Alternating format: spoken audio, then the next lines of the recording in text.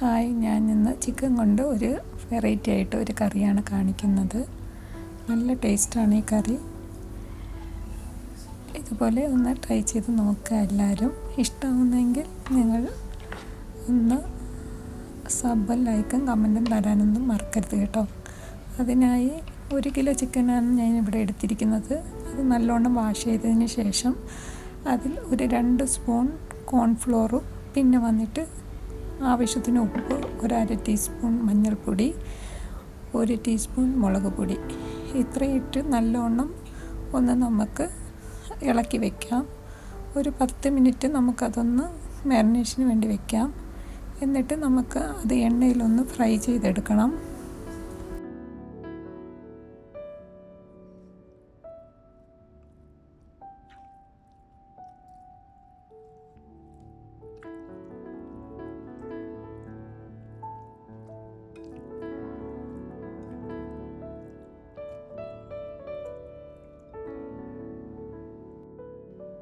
പത്ത് മിനിറ്റ് കഴിഞ്ഞിട്ടുണ്ട്. ഇനി നമുക്കത് ഫ്രൈ ചെയ്യാം. അതിനായി ഒരു പാൻ അടുപ്പത്ത് വെച്ച് ചൂടാകുമ്പോൾ ആവശ്യത്തിന് ഓയിൽ ഒഴിച്ച് നമുക്ക് ചിക്കൻ ഫ്രൈ ചെയ്തെടുക്കണം.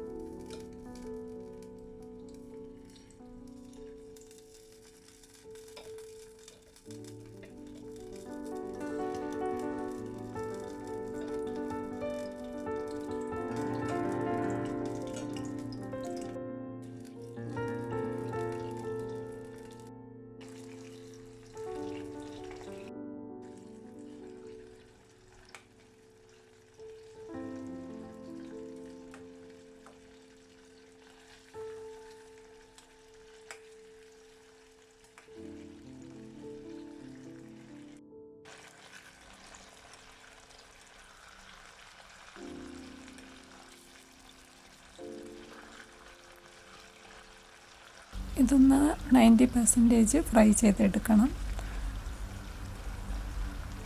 ഇപ്പം എല്ലാം ഫ്രൈ ചെയ്തെടുത്തിട്ടുണ്ട്. ഇനി നമുക്ക് മസാല ഉണ്ടാക്കാം. അതിനായി വേറൊരു പാന് നമുക്ക് വെക്കാം. വെച്ച് നമുക്ക് ഒരു 2 സവാള കൊത്തി അരിഞ്ഞതും നേരത്തെ ചിക്കൻ ഫ്രൈ ചെയ്ത് വെച്ചിരുന്ന ഓയിൽ ചേർക്കാം.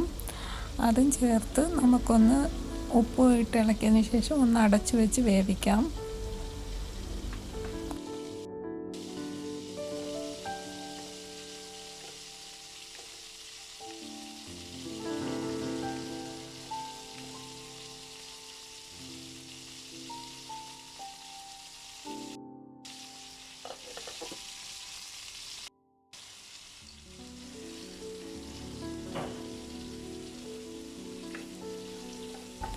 ഇനിയിപ്പം നമുക്ക് തക്കാളി ചേർക്കാം.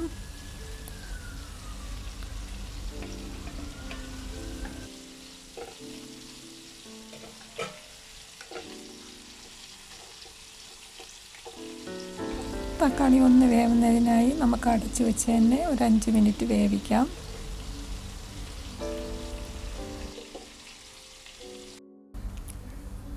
ഇനി നമുക്ക് ഫ്രൈ ചെയ്ത് വെച്ചിരിക്കുന്ന ചിക്കൻ അതിലോട്ടിട്ട് ഒന്ന് നല്ലോണം ഇളക്കിയതിന് ശേഷം അത് ഒരു 5 മിനിറ്റ് അടച്ച് സിമ്മിൽ വെച്ചിട്ട് വേവിക്കണം.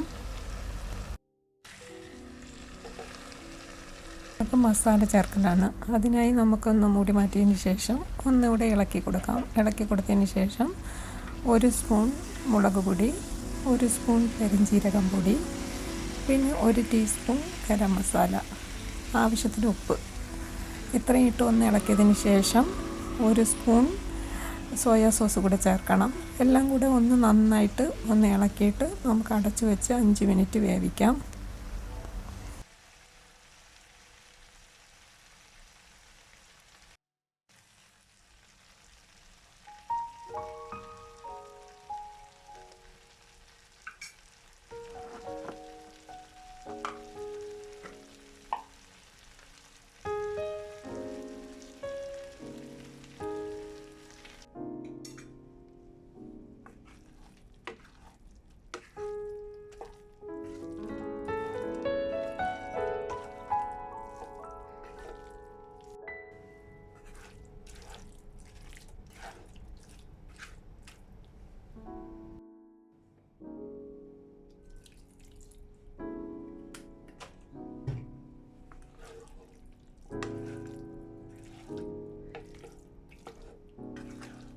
ഇനി അതൊക്കെ ഒന്ന് നല്ലോണം ഇളക്കിയിട്ട് നമുക്ക് 5 മിനിറ്റ് അടച്ച് വെച്ച് വേവിക്കാം.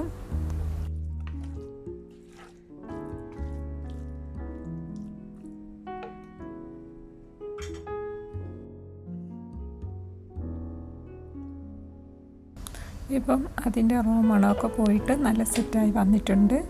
ഇനി നമുക്ക് ക്യാപ്സിക്കം അരിഞ്ഞത്, ഒരു പകുതി ക്യാപ്സിക്കം അരിഞ്ഞത് നമുക്ക് ചേർക്കാം. അതും ചേർത്ത് ഒന്ന് ഇളക്കിയതിന് ശേഷം നമുക്ക് വേണമെങ്കിൽ വെള്ളം ചേർക്കാം, അല്ലെങ്കിൽ ഇങ്ങനെ ആവശ്യമുള്ളവർക്ക് ഇങ്ങനെ എടുക്കാം. ഞാനൊരു 1/2 കപ്പ് വെള്ളം ചേർക്കുന്നുണ്ട്. വെള്ളവും ചേർത്തിട്ട് ഒന്ന് തിളച്ചതിന് ശേഷം അവസാനം 1 ടീസ്പൂൺ കുരുമുളകിട്ട് വാങ്ങണം. നല്ല ടേസ്റ്റാണ് ഈ കറി.